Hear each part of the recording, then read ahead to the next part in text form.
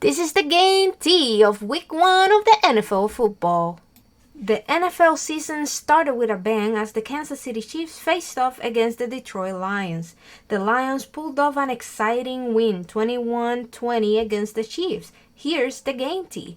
The Lions have two awesome running backs, Montgomery and Gibbs, a great wide receiver, Sam Brown, and a solid quarterback in Jay Goff. But the real stars of the night were their defense. On the other hand, the Chiefs had some problems. Their main running back, Pacheco, didn't play well, and without his buddy Kelsey, Mahomes struggled.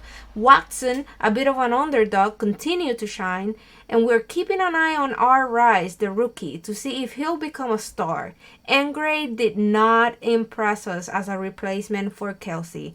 This game was a roller coaster, and it got us all excited for the rest of the NFL season.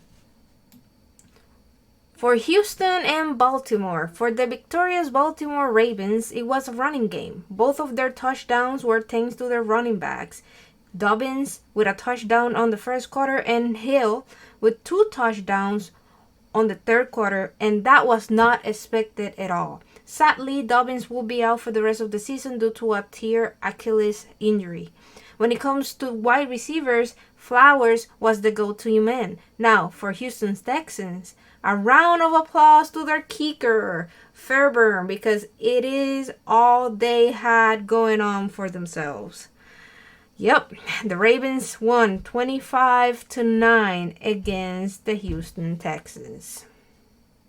Tennessee and New Orleans. In football, when you have two very strong defenses, football turns into soccer. Both of these teams owe their points to their kickers. This was a field goal game all the way to the third quarter when Shaheed from the Saints was able to make a touchdown happen. But then it went right back to being a field goal game. But that only touchdown was enough to bring the victory home for the Saints. I do gotta point out that for the Saints, their strong suit is on their wide receivers. We have Olave on the triple digits with the receiving yards. Thomas, Shaheed, and Johnson also did a great job being there for their quarterback, Carr. On the other hand, the Tennessee Titans also have a great set of wide receivers with D. Hopkins and Westbrook Ikini. Bear with me with these names. D. Henry obviously is the most complete player they have at the moment. If you need to run the ball, he's there, and if you need to throw the ball, he's also there, and he never disappoints. But at the end of these games, the real MVPs were both of those defenses, on the Saints and on the Titans, and those amazing kickers on both teams that did not disappoint, especially Folk on the Titans. Jacksonville versus Indiana. Ridley was the star on the Jazz game against the Indiana Colts. He definitely was the go-to man for the Jacksonville quarterbacks Lawrence. C. Jones also came through with a touchdown in the second quarter, and that was nice to see. Bixby made up for his fumble on the third quarter by delivering a touchdown on the fourth quarter. Etienne also blessed his team with a touchdown on the fourth quarter. The Indiana Colts really got lucky with Abe Richardson as their quarterback. He delivered a running touchdown on the second quarter. Pittman was the go-to man for Abe Richardson, and it did pay off with a touchdown in the third quarter. The Colts defense also got a touchdown on the third quarter thanks to Lawrence's and Bixby fumbling the ball back to back, but sadly, this was not enough to bring the victory for the Indiana Colts. Tampa Bay versus Minnesota. The rookie Jay Addison has so much potential. He came through for Minnesota with a touchdown on the second quarter, and A. Madison delivered a touchdown on the fourth quarter, but it was not enough to bring victory to the Vikings. Jamar Jefferson still is the MVP of the Vikings with 9 catches and 150 received yards. But Mike Evans coming with the touchdown for Tampa Bay was so expected. This game really showed that this team have 3 elite players Evans, Godwin, and White. These three players really is all this team has, and as good as they are, I don't think that's enough to make it to the playoffs.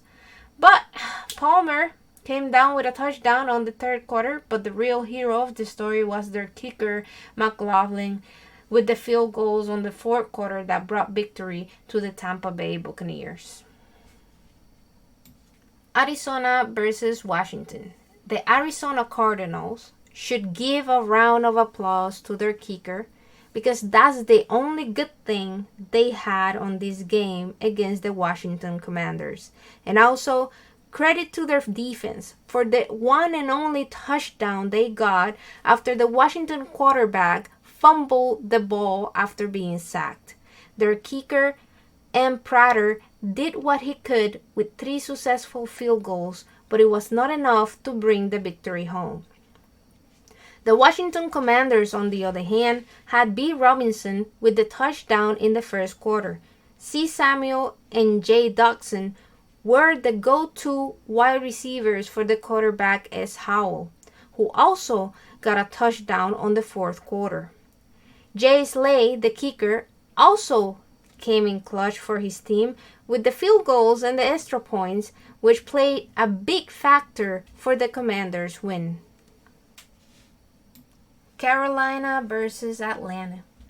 M. Sanders might just be what the Panthers needed on their team. He did great on the Eagles, but in the Panthers, he has the spotlight. But not only him, Hubbard also showed us he is very efficient when he rushed half of the times that Sanders did, but somehow managed to achieve almost the same amount of running yards as Sanders with half of the effort. The stars of the games were definitely Sanders and Hubbard, and Hurts, the reliable tight end that made the only touchdown of this game for the Panthers. The Falcons, another team that was carried by their running backs, B. Robinson and Allgeier, both of them are the responsibles of the Falcons' victory. Robinson's delivered a touchdown on the second quarter, and Allgeier delivered 2 touchdowns on the fourth quarter. We also gotta give it for the Falcons' defense. They did a great job against the Panthers. Cleveland versus Cincinnati. Watson decided he was gonna be a runner, a track star, and he risked getting hurt several times. But he did get a touchdown doing that, so I guess we gotta give it to him. The Cleveland defense was on fire against the Bengals, and it is thanks to them that the Cleveland Browns were able to do so well against the Bengals. We also gotta give it to Chubb because he is a beast of a running back, and watching him run that ball against all odds is outstanding every single time. The tight end H. Bryant was a pleasant surprise when he got the Browns a touchdown on the fourth quarter. For Cincinnati, Burrow was struggling with his tiny hands. He was not able to shine.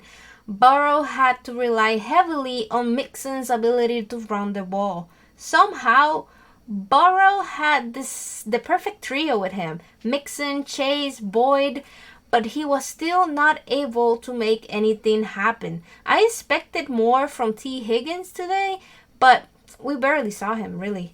So the real MVPs of this game was the Cleveland Browns defense, 100%.